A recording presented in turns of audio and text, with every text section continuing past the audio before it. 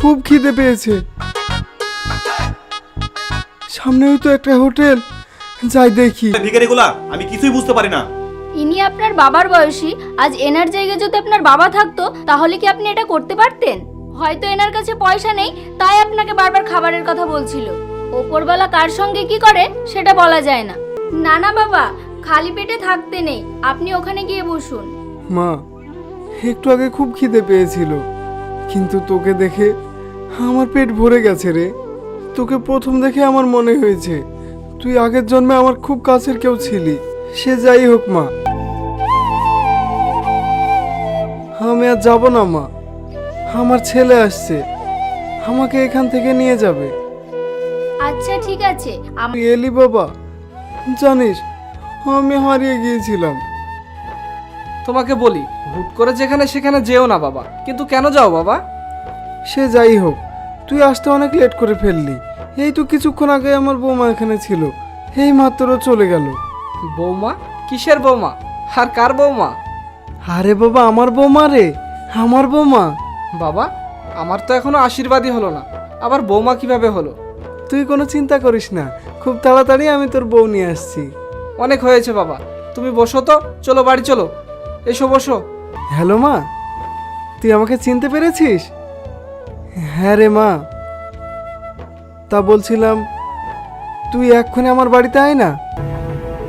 আমি চলে এসেছি বাবা।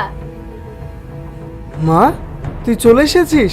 হাই মা, আয়, তুই এখানে এসে বস।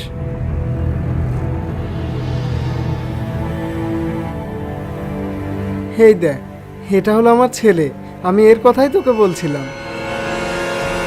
জানিস মা, আমার ছেলেটা বড় বিজনেসম্যান। কিন্তু বাবা, আমি তো আপনাকে বলেছিলাম আমি এখন কেরিয়ারে ফোকাস করব, আমি এখন বিয়ে করব না।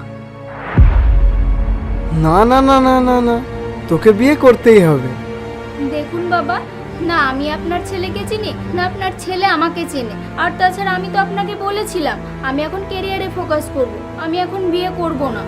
রানী, তোর মায়ের অপারেশনের জন্য 10 লক্ষ টাকা লাগবে। 10 লাখ টাকা? হ্যাঁ, 10 লাখ টাকা। তুই যেভাবেই হোক তাড়াতাড়ি ম্যানেজ করে নিয়ে আয় তোর মায়ের ট্রিটমেন্টের জন্য। কি হলো রে মা, কোনো কি সমস্যা হয়েছে? 10 লাখ টাকা আমি এখন কোথায় পাবো? কিভাবে ম্যানেজ করবো এতগুলো টাকা? আমাকে এই বিয়েতে রাজি হয়ে যেতে হবে। মা, তুই তো এক্ষুনি বললি বিয়ে করব না, তাহলে আবার এক্ষুনি বিয়েতে রাজি হয়ে যাচ্ছিস যে? কারণ আমার এখন 10 লাখ টাকার খুব প্রয়োজন বাবা। ঠিক আছে, তুই পেনটা দে, আমি এক্ষুনি তোকে 10 লাখ টাকার চেক লিখে দিচ্ছি। যে আপনার ছেলে আমার জীবন নিয়ে খেলা করেছে, আমার মৃত্যুর জন্য উনিই দায়ী। আচ্ছা, তাহলে তোমরাও একটা কথা শুনে রাখো। যখন রিয়া আর মান্না ছোট ছিল তখন ওদের দুজনকে আমার বোন খুবই ভালোবাসতো। তখন আমার বোন আমাকে বলে গিয়েছিল এরা দুজন যখন বড় হবে এদের বিয়েটা দিয়ে দিস। আমি আর বাঁচবো না রে, আমার ব্লাড ক্যান্সার হয়েছে। তখন আমি আমার বোনকে কথা দিয়েছিলাম। আর আজ তোমরা যে শুরু করেছো, আমি আমার বোনের দেওয়া কথা কি করে রাখবো? আমার বোন রিয়াকে খুবই ভালোবাসতো। তোমার হাতে হ্যান্ডকাপ কেন? ইনি কালো টাকার ব্যবসা করে, ইনাকে আমরা অনেক দিন থেকে খুঁজছি, কিন্তু আজ ইনি আমাদের হাত থেকে পালাতে পারেনি।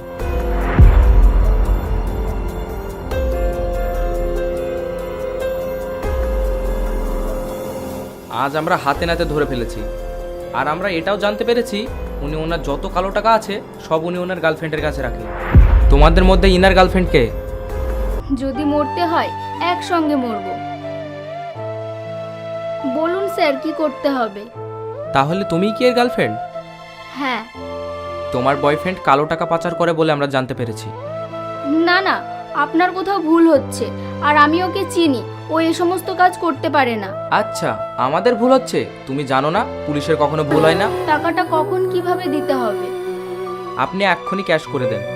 আচ্ছা ঠিক আছে, আপনি আমাকে 5 মিনিট সময় দিন, আমি টাকাটা এনে দিচ্ছি। দাঁড়াও রানী,